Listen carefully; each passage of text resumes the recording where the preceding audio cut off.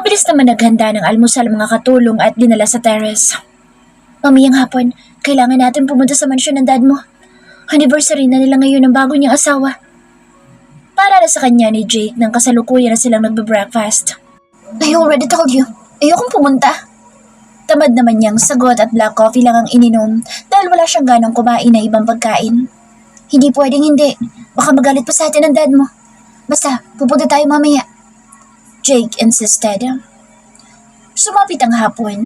Nakalimutan na ni Macy na magbukas ng SSS dahil naging abala na siya sa paghahanda para dumalo sa anniversary ng kanyang ama. Around 6 p.m. sakay na sila ng kotse. She was dressed in an elegant silver evening gown, while Jake was in a blue tuxedo sitting beside her in the back seat. Ang kanang kamay nitong tauhan na nagmamaneho, si Gavin, at nakasuot naman ito ng black tuxedo. Come on, honey. Huwag mo nang tingnan pa na masama si Gavin. Ibang tauhan ang bumugbog sa lalaking iyon, hindi siya. Saway pa sa kanya ni Jake nang mahuli siya nitong nakatingin ng masama sa driver's seat. Medyo nagulat naman siya dahil hindi niya inaasahan na mahuhuli siya. Tumikim na lang siya at bumaling na lang ng tingin sa labas. Minutes later, they arrived at her father's mansion where the spacious garage was already filled with pork luxury cars. Pumasok sila ng mansyon na tahimik namang nakasunod si Gavin sa kanilang hulihan habang dala ang nakabox na regalo nila sa kanyang ama.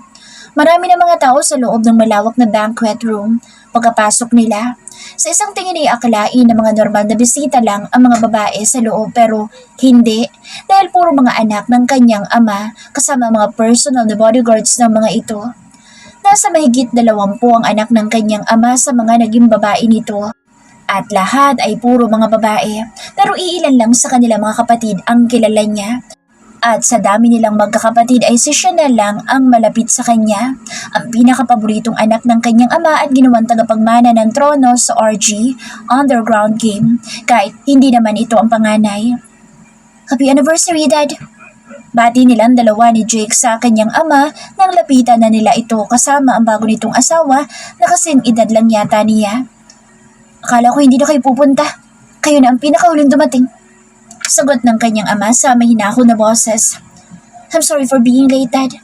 My wife takes a long time to get ready. And we also encountered traffic on our way here, which caused us to arrive late. Jake explained politely. Her father simply nodded at them, seemingly convinced. Matapos bumati ay naupo na sila ni Jake sa isang table kung saan walang nakaupo. Naupo na rin si Gavin kasama nila. Pero nang sandaling magtama ang mga mata nila, isang matalim na tingin muli ang ibinigay niya rito. Ikukuha kita ng pagkain, honey. Gusto mo? Tanong na sa kanya ni Jake dahil hindi pa sila nakakapag-dinner. Sure. Tama-tama, gutom na rin ako. Agad naman niya ang pagpayag sa isipin na maiiwan silang dalawa ni Gavin sa table at makakausap na niya ito. Gavin, ikaw mo ng pagkain ng asa. Puro ka nalang utos. Hindi mo man lang magawang magkusa kahit minsan lang. She quickly interrupted, causing her husband Jake to stop the command he was about to give to his right-hand man. Alright, ako na lang ang kukuha para sa iyo, honey. He surrendered with a sigh. Tumayo na ito at umalis. Naiwan naman silang dalawa ni Gavin sa table. Agad na nagtama ang mga mata nila nang mapatingin sa isa't isa. Akmang ibubukan na ni Gavin ang bibig nito para sana magsalita na pero bigla na lang na may 2 tao ang nakiupo sa kanilang table. Hi there, sister! Ngiting bati sa kanya ng babaeng naupo. Walang iba kundi ang kanyang kapatid na si Allison, kasama ang butler nitong si Gray. Parang bigla namang na-disappoint si Macy. Anong kailangan mo? She replied coldly to her sister, giving her a blank look. Umarko naman ang kilay nito sa kanya at maarteng humalukip-kip. Wow, ang taray mo naman sa akin. Is this really how you treat your sister? Just leave our table. Babalikan lang sa table mo. Pagtataboy niya rito sa malamig pa ring tono. Ngunit ngumuso lang si Allison at humarap saglit sa butler nito. Butler Gray, oh. Tingnan mo itong si Macy. Inaaway na naman ako. Nguso nitong sumbong na akala may bata. Pero napangiti lang ang butler nito at sumimsim lang ng champagne. Napairap na lang si Macy at tinampot na lang din niya ang isang glass ng champagne sa table at uminom. You know what, sis? Why do you look so sad? Tanong na sa kanya ni Allison at sandali pa siya nitong pinagmasdan. I thought, marrying the man you love would make you the happiest woman. But seeing your expression now, I sense your misery as a wife. Hindi ko kailangan ng opinion mo. So please, just shut up. Pero mas maganda kung bumalik ka na lang sa table mo. Malamig niyang sagot dito at binigyan pa ito ng masamang tingin. Her sister frowned. Ba't bang sungit mo sa akin? Is it because Chanel hate me? Kaya hate mo na rin ako, ganun ba? Indirapan niya lang ito at hindi na sinagot pa. Ngumisi naman sa Allison at tumingin na ito kay Gavin. Kau, guwapo mo naman. What's your name? Bodyguard ka ba ng kapatid ko masungit or ng asawa niya? I'm Gavin, her husband's bodyguard. He replied respectfully without looking at her. Allison smiled. You know what, Mr. Gavin? Mas bagay kayo't ng kapatid kong masungit na ito. Ano kaya kung agawin mo na lang siya mula sa boss mo? Don't worry, I have your back. Halata naman kasi sa tingin niya sa'yo kanina na type ka niya. Bigla na lang nanlaki ang mga mata ni Macy sa gulat. Ganoon din si Gavin at sabay pa silang napatingin kay Allison. Oh, what a surprise reaction you two. Allison laughed. It's just a joke. I apologize. Mabilis na itong umalis ng tawang-tawa kasama ng butler nito na napangiti lang. Napakuyom na lang ng mga kamoo si Macy at sakto naman na bumalik na ang kanyang asawa na may dala ng pagkain sa isang plato. Ikaw, Gavin, kumuha ka doon kung may gusto kang kainin. Jake said to his right-hand man. I'm so quite full, boss. Simpleng sagot lang ni Gavin habang nanatiling nakaupo. Imbes na damputin ang kubyertos para kumain ay tinapunan lang ni Macy ng tingin ng pagkain sa plato at hindi na pinansin pa. Bakit, honey? Ayaw mo ba na kinuha kong pagkain? Takang tanong na ni Jake sa kanya. Ayoko na pala, mamaya na lang. She declined, rising from her seat upon spotting her sister Chanel in a stunning red gown. Chanel! She called out. Napahinto naman ang kapatid niya sa paglapit sa may table at napalingon. Napangisi na lang ito nang makita siya tumakbang na palapit kasama ang dalawang bodyguards dito na parehong naka-black tuxedo. Hi my dear. Bati ng kanyang kapatid at agad na bumeso sa kanya. I need your help. Pasimpleng bulong niya rito nang magbeso sila saglit. Ngumiti naman ang kanyang kapatid at naupo na ito matapos silang magbeso. Saglit silang nagkatinginan at nag-usap ang mga mata. Pasimple siyang sumenyas gamit ang kanyang mga mata at agad naman na nagats iyon ng kapatid niyang si Chanel. Hi, Mr. Chester. It's nice to see you again. Chanel greeted Jake with a warm smile. Thank you, Miss Perez. Formal na sagot lang ni Jake bago sumimsim na ng champagne. Chanel smirked. Do you play billiards, Mr. Chester? Tanong na nito. Yes, bakit mo natanong? Jake replied. Lumapad na ang ngisi ni Chanel. Gusto ko makita kung gaano ka kagaling. Makakaya mo kayang talunin si Peter? Tanong nito at saglit pang tumingin sa isang bodyguard nito na blanco lang ang expression. Napabaling naman ang tingin ni Jake sa lalaking si Peter.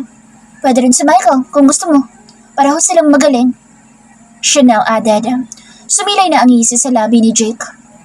Kung ganoon, bakit hindi natin subukan at na magkaalaman kung sino ba talaga ang magaling sa amin tatlo? My bodyguard is skilled as well. Biglang sabat ni Irish na isa sa kanilang kapatid at lumapit na ito sa kanila kasama ang lalaging bodyguards nito. Sasali kami. Lumapad ang ngisi ni Chanel. Very well. It would be advantage to have more players. Tumayo na ito at tumingin saglit sa tauhan. Ikaw na lang ang palaban ko, Peter. Basta huwag ka magpapatalo. Isipin mo na kamatayan ko magiging kaparusahan kapag natalo ka nila. Mas susunod ka mahalan. Magalang na sagot ng bodyguard nitong si Peter. Let's proceed to the billiard room then. Kaya naman tumayo na rin si Jake. Pero nang napatingin ito sa kanya at nakitang hindi siya tumayo ay agad ito naglahad ng kamay sa kanya. Honey, I'm sorry but I'm not in the mood to watch billiards.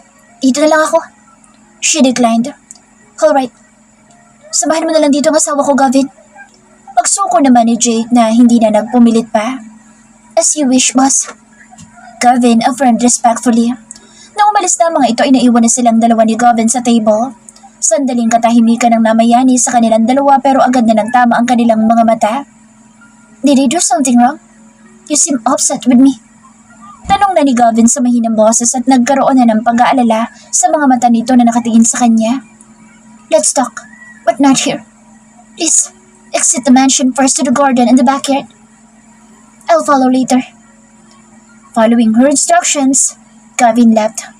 Pasimple pang tumingin-tingin sa Macy sa paligid at nang makita niyang wala namang nakatingin sa kanya ay tumayo na rin siya at umalis na ng table. Pasimple muna niyang pinatay ang ilaw na konektado sa backyard bago siya lumabas na sa backdoor ng mansion. Hindi naman masyadong madilim paglabas niya dahil tagos pa rin mula sa bintana ng mansyon ng ilaw kaya medyo maliwanag pa rin sa labas. Pero sa may garden ay madilim na. Gavin, mahina niyang pagtawag na agad namang nagpalingalinga pagdating sa may garden.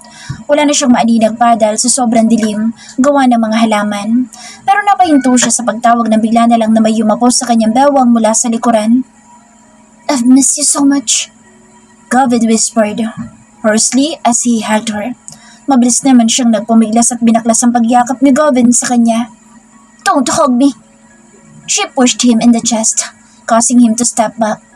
Sabihin mo nga sa akin, nang babae ka ba kagabi ha? Akala ko ba magiging tapat ka na sa akin? Pero bakit ka ng babae? She yelled. Napuno na ng kalituhan ng mukha ni Gavin. What? I don't understand what you're saying. Last night? I didn't cheat. I was with the boss. We went to the casino and then to a nightclub. He offered me a girl but I refused and gave the girl to Sandro.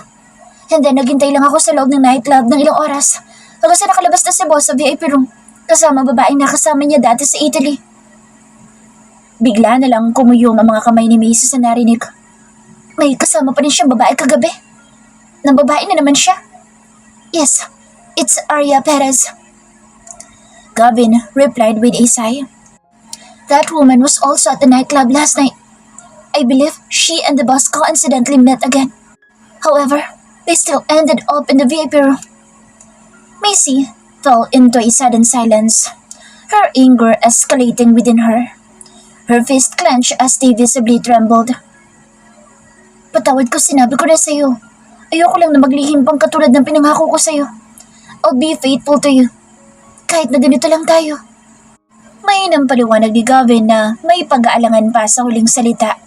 Namayani na ang sandaling katahimikan sa kanilang dalawa habang pareho silang nakatayo sa madilim na parte, katabi na isang halaman na hanggang bewang ang taas. Nagsaselos ka pa rin ba sa kanya? Because you still love him? Tanong ni Gavin kalaunan. A bitter smile played on Macy's lips as a single tear cascaded down her cheek. Pareho lang pala kayong gago, she uttered with a trembling voice. Nang babae ka rin. May picture ako na may kasama kang babae sa kama. Nakahubad kayong pareho at tulog kang katabi ng babaeng yun. Gavin's expression turned to worry. What? I don't remember sleeping in a nightclub last night. He took a step towards her to hold her, but she stepped back.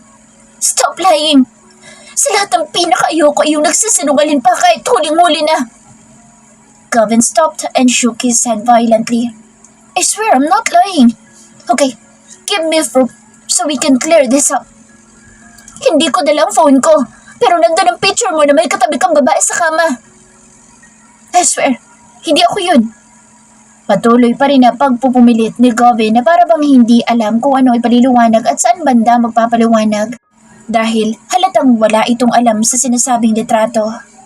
Maybe edited lang yun. Sino bang nagbigay sa'yo? Wala na nagawa si Macy kundi umamin na lang.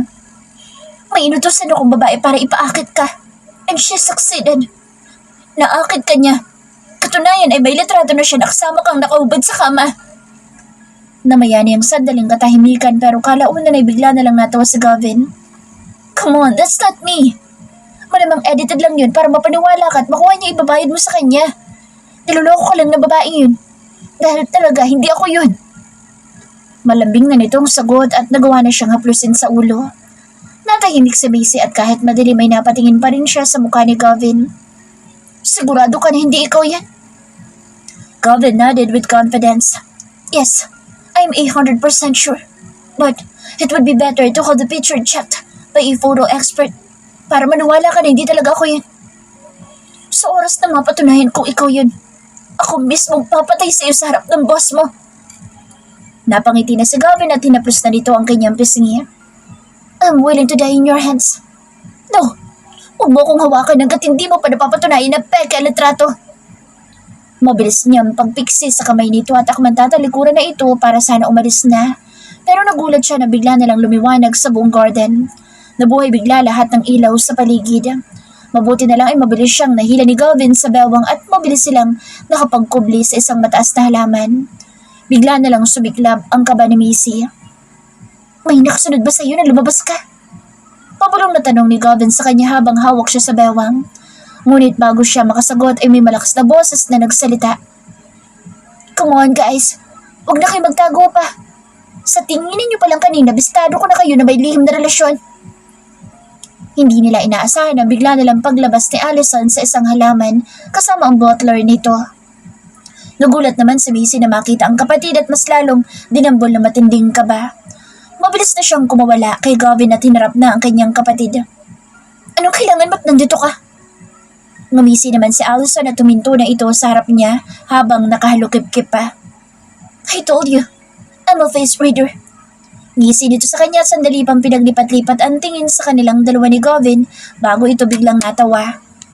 Sinabihan na kita dati na babaero ang lalaki iyon kaya wag mong pakasalan. Pero di ka naman nakinig sa akin at nagpakasal ka pa rin sa kanya.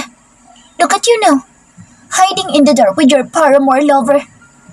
Isang seryosong tingin lang ang binigay ni Missy. So, isusumbong mo ba ako kay Dad? Allison laughed. Do not fear, my dear sister. I have no intention of reporting you. Sagot nito at nagkibit balikat na. By the way, pinapatawag tayo ni Dad. Magkakaroon daw ng competition para sa ating magkakapatid. Mukhang masaya to. Matapos sabihin iyon ay tumalikod na si Allison at naglakad na itong paalis kasama ng butler nito. Kahit papaano ay para namang nakahinga ng maluwag sa Missy. Let's go. Ayan na lang niya kay Gavin at umalis na sila ng garden nang hindi pa nakakapag-usap ng maayos.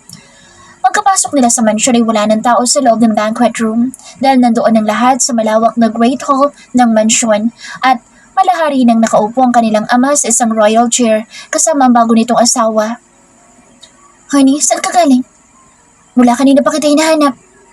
Tanong sa kanya ni Jake na agad na lumapit sa kanya nang makita siya. Sa backyard, nag-usap lang kami ni Allison. Sagot niya lang dito sa kalmadong boses. Napaniwala naman ito at niyakap na lang isang braso sa bewang niya.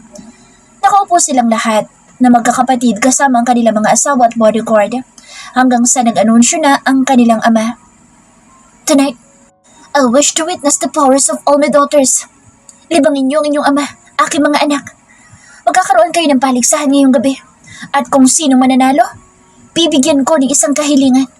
Kahit ano pang hilingin niyo. Sword fighting ang magiging laro. Natahimik ang lahat pero sumilay na ang ngisi sa labi ng iba. I will participate, Dad. Mabilis na sagot ni Missy ng malakas. Napalingon lahat ng kanyang mga kapatid sa kanya. Natawa naman at tumangutango ang kanyang ama. Hanggang sa sunod-sunod na nagsalita ang iba para sumali na rin. Kaya naman ang nangyari, pumasok na silang magkakapatid sa isang dressing room at nagbihis na ng kimono bago kumuha ng katana saka bumalik sa Great Hall. Kung ikaw ang tatanungin, Dad, among all your daughters here, who do you believe wields a sword most proficiently? Allison asked. Natawa naman ang kanilang ama. When it comes to sword fighting, I place my trust in your sister Chanel. I have trained her well. No one can surpass her skills. What if Missy could defeat her, Dad?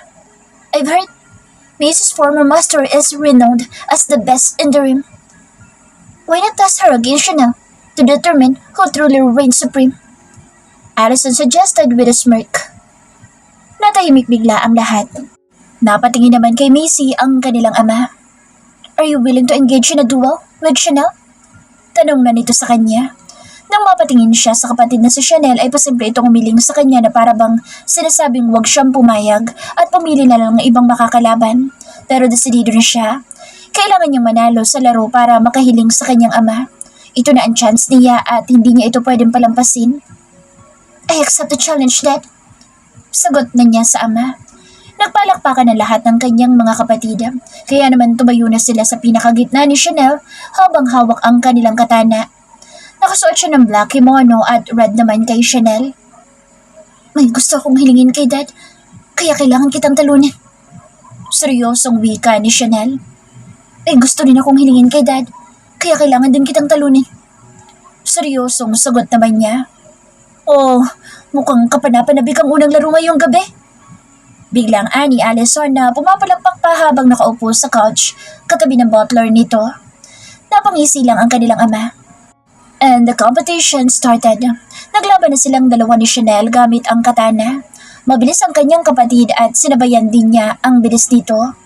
Their katanas clashed at first, but Chanel's sword eventually struck the obi of Mrs. Kimono, causing her kimono to open and revealing the two-piece she was wearing underneath. Pero pinalawala lang niya at patuloy pa rin sa pakikipaglaban hanggang sa natamaan naman niya ang nakatali na buhok ni Chanel dahilan para kumalat sa mukha nito. Napangisi na si Chanel sa kanya. "Who's your master?" Tanong nito habang patuloy pa rin sila sa pakikipaglaban. Hindi siya sumagot at binilasan lang ang galaw ng kanyang kamay na may katana. Hanggang sa nasipa niya ang kamay ni Chanel at nabitawan nito ang katana. Pero mabilis ding nasalo na isang kamay nito at muntik na nitong matamaan ang kanyang mga paa, kundi lang niya mabilis na naitukod ang hawak niyang katana. Sabay talo na tumbling papunta sa likuran ni Chanel. Doon na niya ito natutukan ng katana paglingon nito sa kanya. Nagpalakpakan na ang lahat. "Wow, talo ang ating kamahalan!" Hiyaw ni Allison na may pangaasar. "Congrats!" Tipid lang na pagiti ni Chanel. Parang hindi man lang ito natuwa dahil siya ang nanalo sa kanilang laban. "I'm sorry. Alam ko may kahilingan ka kay Dad pero mas importante ang kahilingan ko." Chanel just gave her a simple nod. After the fight, they returned to their seats. "Hindi ko alam na ganun ka pala kagaling sa espada, honey. Parang nakikita ko sa Galvin sa'yo. Magkapareho kayo ng swordplay."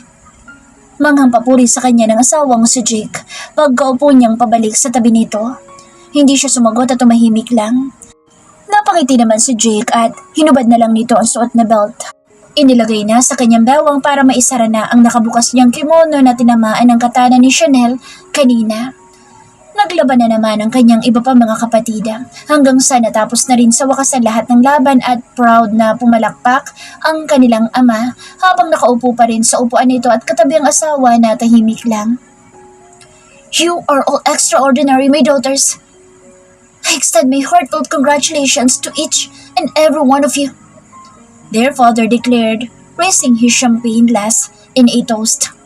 "Congratulations." In response, they all raised their own glasses, drank in unison and joyously toasted to their successful competition. "Bilang panalo sa paligsahan, gusto ko sabihin ninyo sa akin kung anong inyong kahilingan." Wika ng kanilang ama at tumingin na sa kanya. "Ikaw, Macy, ano ang iyong kahilingan?" She stood up from her seat and took her katana, which was placed inside its chuka. Lumakad na siyang palapit sa kanilang ama at huminto na sa harap nito. Pagkahinto ay itinukod niya ang dulo ng kanyang katana sa marble na sahig at niluhod ang isa niyang tuhod bilang paggalang bago sinabi ang kanyang kahilingan. "I want to divorce my husband, Dad. Yun ang kahilingan ko." Bigla na lang natahimik ang lahat. Unti-unti namang naglako ang magandang ngiti sa labi ng kanyang ama. "Hindi ko pwedeng pagbigyan ng kahilingan mo yan. Whatever happens, your husband will remain your husband for life." She looked up at her father. "I thought you would grant any request. Don't tell me you have no word of honor, Dad." Doon ay nanlisit na lang bigla ang mga mata ng kanilang ama. Sa isang iglap ay bigla na lang nitong ibinato papunta sa kanya ang hawak na glass ng champagne. The glass struck her forehead, shattering upon impact, causing her blood to flow down her face and onto the floor. Mabilis naman tumakbo si Jay papunta sa kanya. "I beg your forgiveness for my wife's impudence, Dad," he implored, kneeling beside her. "Iuwi mo ng asawa mo ngayon din," her father commanded authoritatively, his mood now completely ruined. "Masusunod, Dad." Mabilis na sagot ni Jake at inilalaya na siya nitong tumayo. "Huwag mo akong hawakan." She forcefully pushed his hand away and walked out of the mansion, blood still flowing from her forehead. Nanatiling walang imik si Macy habang lula na sila ng kotse pa uwi at suot pa rin niya ang kimono dahil hindi na siya nakapagbihis pa gawa na nangyari. Si Galvin pa rin ang nagmaneho at nasa boxseat naman sila ni Jake. "Talagang nagawa mong hilingin sa ama mo ang ganoon sa harap ng lahat?" Hindi makapaniwalang tanong na ni Jake sa kanya at tinangkapang punasan ng dugo sa noon niya gamit ang handkerchief. Pero malakas niyang tinabig ang kamay nito. Huwag mo akong hawakan. Huwag mo akong pakialaman. Mahinahon pero puno ng diin niyang saway rito habang nakatingin lang sa kawalan. Napabuntong hininga naman si Jake pero pinunasan pa rin ito ang dugo sa noon niya. Gagamutin ko na lang yan, mamaya pag-uwi natin. No need. I can take care of myself. Muli niyang tinabig ang kamay nito. Napahintong saglit si Jake. Tinignan na siya nito ng seryoso. Namayani na ang katahimikan sa loob ng sakyan. May problema ba at gusto mo makapaghiwalay? Jake asked after a brief moment of silence. Problema? Bakit hindi mo itanong sa sarili mo yan? Malamig niya lang nasagot dito habang nakatutok pa rin ang tingin sa unahan at nanatiling blanco ang expression. I don't understand. He answered. Nangunot na ang noo sa pagtataka. Tell me, what's wrong? Really? A sarcastic chuckle escaped her lips and looked at her husband in disbelief. You don't understand? Wala ka bang utak para hindi mo maintindihan? Parang umigting naman ang panga ni Jake. Sabihin mo para maintindihan ko. Tungkol na naman ba ito sa ibang babae? Sa pinaniniwalaan mong kabit ko? Ilang beses ko bang sasabihin sa iyo na wala akong ayoko sa babaero? Ayoko nang tumitikim ng iba. Gusto ko kapag akin-akin lang. Gusto ko kapag pag-aari ko lang. Hindi pwedeng hiramin ng iba. Hindi pwedeng tikman ng iba. Malakas na niyang sigaw sa pagmumukha ng asawa na hindi na nakapagpigil pa. Parang nabigla naman si Jake at napahinto sa pagsasalita. His lips parted slightly as he looked at her in disbelief. You said you're a man? Tumangutango na siya rito. Yes, you are a man, Jake. But I am a human being too. She retorted, raising her voice once more. Hindi ako robot para hindi masaktan sa mga pinagkagagawa mo sa akin. Her voice cracked, tears gathering in her eyes. Hindi ba ako sapat sa'yo at kailangan mo pang tumikim ng iba? Kung hindi ka pala makontento sa akin, pues pakawalan mo na lang ako. Gago ka! Pinaghampas na niya ito sa dibdib. Naringdari na ako sa'yo. Sukang-suka na ako. Macy! Sigaw nito sa kanya at mabilis na hinuli ang kanya mga braso para hindi na makahampas pa sa dibdib nito. Stop it! You trash! Muli niyang sigaw sa pagmumukha nito at inagaw na ang kanyang kamay bago bumaling sa driver's seat. Stop the car, Gavin! No! Keep driving! Malakas na sigaw na pagkontra ni Jake at hinablot na nitong muli ang kanyang braso. Marahas na siyang pinaharap dito. So what do you want now, ha? Tanong na nito sa kanya at parang napiko na dahil nanlisik na ang mga mata. Are you going to boss me around because you're my wife? You want to control me? Is that it?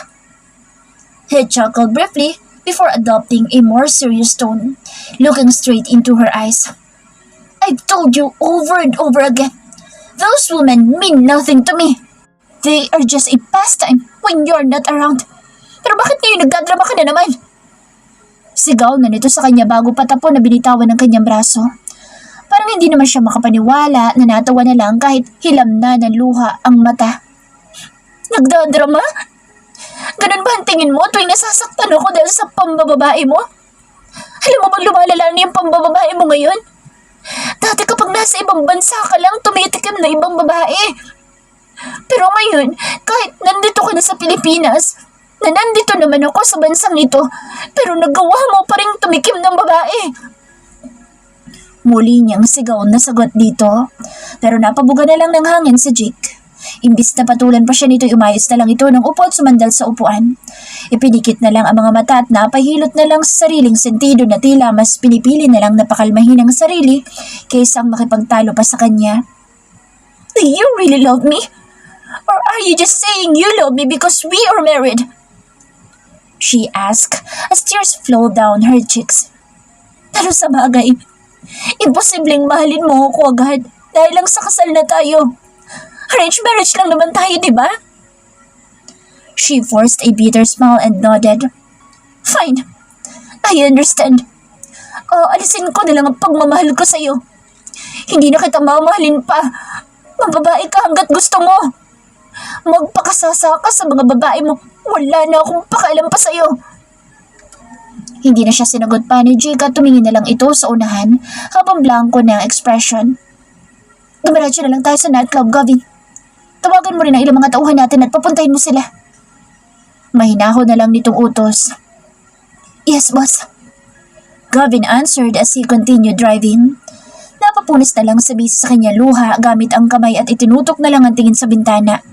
Pakiramdam niya ay nagmukha na naman siyang mahina at katawa-tawa sa harap ng asawa niya dahil kahit umiiyak na siya ay parang naging walang kwenta lang ang luha niya. Nasayang lang. Makalipas ang ilang minuto ay huminto na ang kotse sa parking lot ng isang nightclub. Bumaba si Gavin na parang alam na ang gagawin kahit hindi utusan. Pumasok ito ng nightclub at ilang sandali pa ay nagsilabasan ng mga tao sa loob. Tahimik lang silang dalawa ni Jake sa loob ng kotse hanggang sa bumalik na si Gavin. It's clear now, boss. Pwede na kayong pumasok. Kaya naman bumaba na si Jake ng kotse at umikot sa kabila.